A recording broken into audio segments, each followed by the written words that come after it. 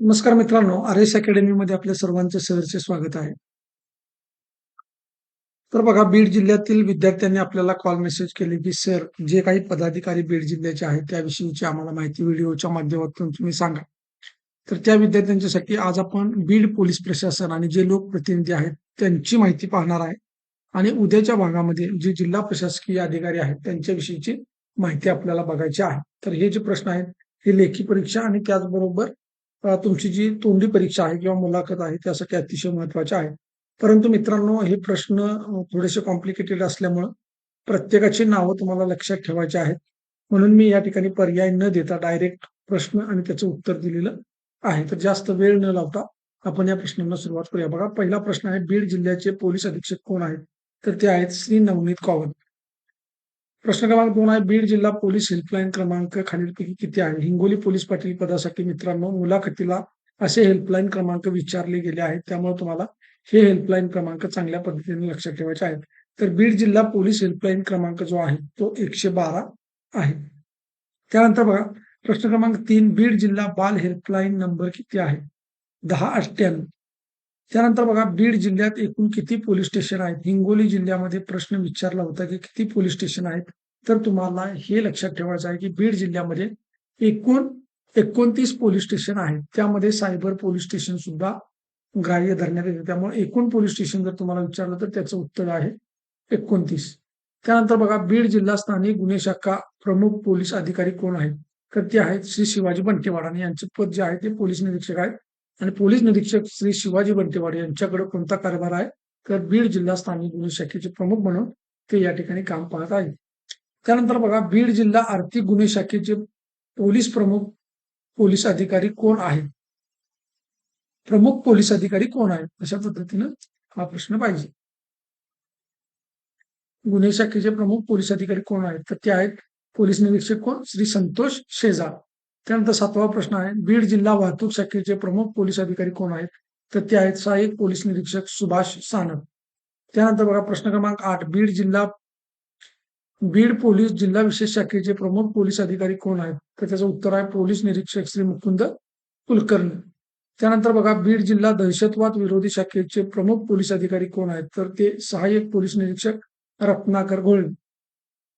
प्रश्न क्रमांक 10, बीड जिल्हा मानवी तस्करी विरोधी पक्षाचे प्रमुख पोलीस अधिकारी कोण आहेत? तर बघा, श्रीमती पल्लवी जाधव जाधव पोलीस उपनिरीक्षक. आता गेल्या 2-4 दिवसामध्ये पल्लवी जाधव यांचं नाव प्रचंड प्रमाणामध्ये व्हायरल झालेलं होतं. कारण एका लग्नामध्ये त्यांनी धाड टाकलेली होती, जे की अल्पवयीन लग्न सुरू होतं. त्यामुळे पल्लवी जाधव हे नाव तुम्हाला महत्वाचं आहे, ते लक्षात ठेवायचं आहे. त्यानंतर बघा, बीड जिल्ह्यासाठी ज्येष्ठ नागरिक हेल्पलाईन क्रमांक किती आहे? 1090. बीड जिल्हा महिलांकरता मदत संपर्क क्रमांक किती आहे? 1091. प्रश्न क्रमांक 13 आहे, खालीलपैकी उपविभागीय उपस्थिती काय आलेलं आहे का मला समजना, काहीतरी चुकून झालेलं आहे. खालीलपैकी उपविभागीय पोलीस अधिकारी कोण आहेत? तर ते आहेत श्री बाळकृष्ण जनार्दन हनपुडे पाटील. त्यानंतर बघा, अंबेजोगाई उपविभागीय, जरा हे सर्च करा तुम्ही या ठिकाणी, बाळकृष्ण जनार्दन हनपुडे पाटील, हे मला वाटतं आष्टी उपविभागीय पोलीस अधिकारी असणार आहेत. फक्त इथं जो शब्द आपला चुकलेला होता तो नेमका काय आहे तो बघा. तुम्ही टाईप करा श्री बाळकृष्ण जनार्दन हनपुडे पाटील, तर ते मला वाटते आष्टीचे या ठिकाणी असू शकतात. आष्टीचं जे उपविभागीय कार्यालय आहे त्याचे पोलीस अधिकारी असण्याची शक्यता आहे. तो शब्द आपल्याला प्रिंट मिस्टेक झालेल्यामुळं तो आता शब्द आपल्याला आठवत नाही, परंतु मला तर वाटते की हे आष्टीचे या ठिकाणी असणार आहे. त्यानंतर बघा, अंबाजोगाई उपविभागीय पोलीस अधिकारी खालीलपैकी कोण आहेत? श्री ऋषिकेश हनुमंत शिंदे. त्यानंतर बघा, बीड उपविभागीय पोलीस अधिकारी खालीलपैकी कोण आहेत? श्रीमती पूजा विठ्ठल पवार.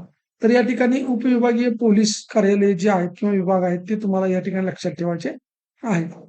त्यानंतर बघा, माजलगाव उपविभागीय पोलीस अधिकारी खालीलपैकी कोण आहेत? शैलेश सुधाकर गायकवाड. प्रश्न क्रमांक 17 आहे, गेवराई उपविभागीय पोलीस अधिकारी खालीलपैकी कोण आहेत?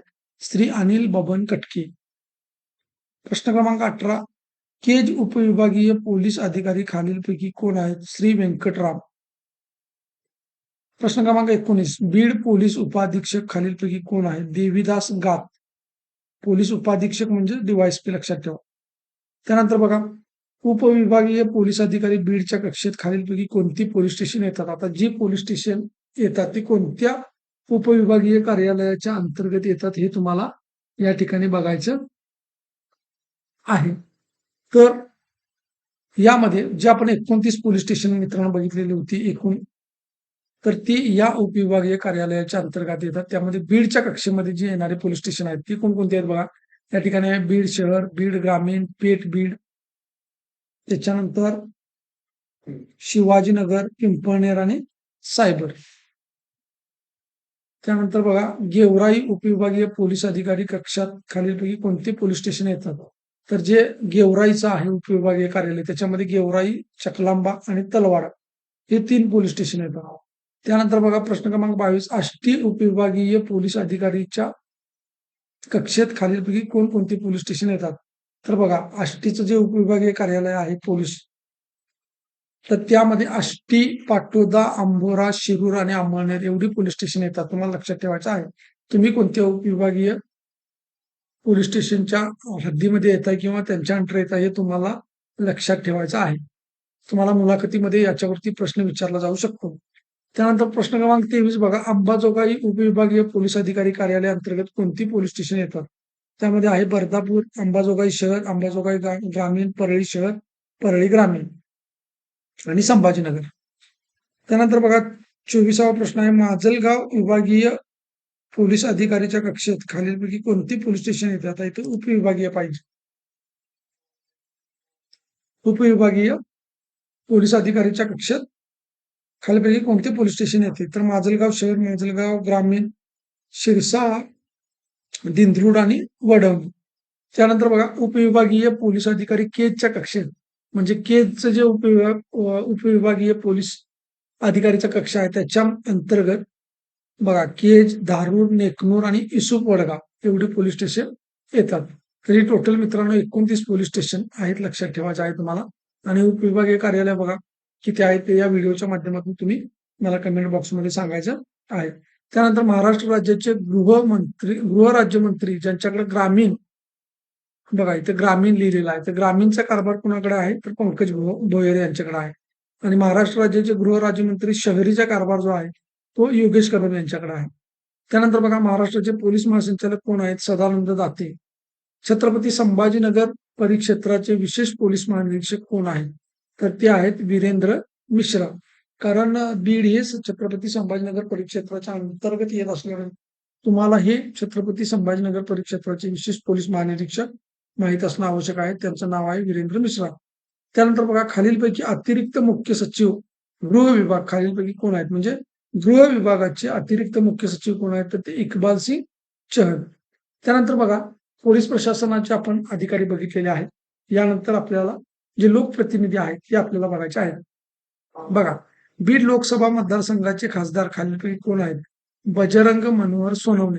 आता तुम्ही मला बीड लोकसभा मतदारसंघाचा क्रमांक या ठिकाणी सांगायचा आहे, किती आहे तो कमेंट बॉक्समध्ये सांगायचा आहे. तर तुमचे जे बीड लोकसभेचे खासदार आहेत ते आहेत बजरंग मनोहर सोनवणे. त्यानंतर हा जो 238 गेवराई विधानसभा मतदारसंघाचा क्रमांक आहे हा सुद्धा तुम्हाला लक्षात ठेवायचा आहे. अशा पद्धतीने तुमचा विधानसभा मतदारसंघ आणि त्याचा क्रमांक सुद्धा तुम्हाला माहित असणं आवश्यक आहे. तर बघा, 238 गेवराई विधानसभा मतदारसंघाचे आमदार खालीलपैकी कोण आहेत? तर विजय शिवाजीराव पंडित. त्यानंतर बघा, 229 माजलगाव विधानसभा मतदारसंघाचे आमदार खालीलपैकी कोण आहेत? प्रकाश सुंदरराव सोळंकी. प्रश्न क्रमांक 34. 230 बीड विधानसभा म्हणजे हा 230 जो क्रमांक आहे तो बीड विधानसभेचा आहे. तर 230 बीड विधानसभा मतदारसंघाचे आमदार खालीलपैकी कोण आहेत? संदीप रवींद्र क्षीरसागर. प्रश्न क्रमांक 35. 231 आष्टी विधानसभा मतदारसंघाचे आमदार खालीलपैकी कोण आहेत? सुरेश रामचंद्र धस. त्यानंतर बघा 36वा प्रश्न. 232 केज विधानसभा मतदारसंघाचे आमदार खालीलपैकी कोण आहेत? श्रीमती नमिता अक्षय मुंदडा. प्रश्न क्रमांक 37 आहे. 233 परळी विधानसभा मतदारसंघाचे आमदार खालीलपैकी कोण आहेत? धनंजय पंडितराव मुंडे. प्रश्न क्रमांक 38 खालीलपैकी आपत्कालीन हेल्पलाईन क्रमांक किती आहे? तर तो आहे 112. खालीलपैकी रुग्णवाहिका मदत केंद्र क्रमांक किती आहे? 102. खालीलपैकी रेल्वे हेल्पलाईन क्रमांक किती आहे? 139. खालीलपैकी अग्निशमन दल हेल्पलाईन क्रमांक किती आहे? आता आपत्कालीन परिस्थितीमध्ये पोलीस पाटलाला या ठिकाणी मदत करणं त्याचं कर्तव्य आहे, त्याची जबाबदारी आहे. त्यामुळे या सगळ्या गोष्टी तुम्हाला माहीत असणं आवश्यक आहे, की तुमच्या गावामध्ये जर काय एखादी अशी आपत्ती घडली, तर तिथले जे हेल्पलाईन क्रमांक आहेत, तर ते हेल्पलाईन क्रमांक तुम्हाला माहीत असणं आवश्यक आहे आणि त्याच दृष्टीने तुम्हाला प्रयत्न करायचा आहे. म्हणून हे नंबर जे आहेत ते तुम्हाला माहीत पाहिजे. तर अग्निशमन हेल्पलाईन क्रमांक आहे 101. त्यानंतर बघा खालीलपैकी मतदार हेल्पलाईन क्रमांक किती आहे? 1950. खालीलपैकी आपत्कालीन पोलीस हेल्पलाईन क्रमांक किती आहे? 100. त्यानंतर बघा नॅशनल सायबर क्राईम हेल्पलाईन क्रमांक किती आहे? 1930. आणि सगळ्यात शेवटचा प्रश्न आहे बीड जिल्हा नियंत्रण कक्ष हेल्पलाईन क्रमांक किती आहे? तर तो आहे 1077. तर अशा पद्धतीने मित्रांनो आपण आज पोलीस प्रशासन आणि लोकप्रतिनिधीविषयीचे जे काही प्रश्न आहेत 44 ते बघितलेले आहे. उद्याच्या भागामध्ये आपण जिल्हाधिकारी, उपजिल्हाधिकारी, तुमच्या प्रत्येक तालुक्याचे जे तहसीलदार वगैरे आहेत, त्यांच्यावरती व्हिडिओ बनवणार आहे. जर व्हिडिओ चांगला वाटला असेल, लाईक करा, सबस्क्राईब करा, जास्तीत जास्त विद्यार्थ्यांच्यापर्यंत शेअर करा. धन्यवाद.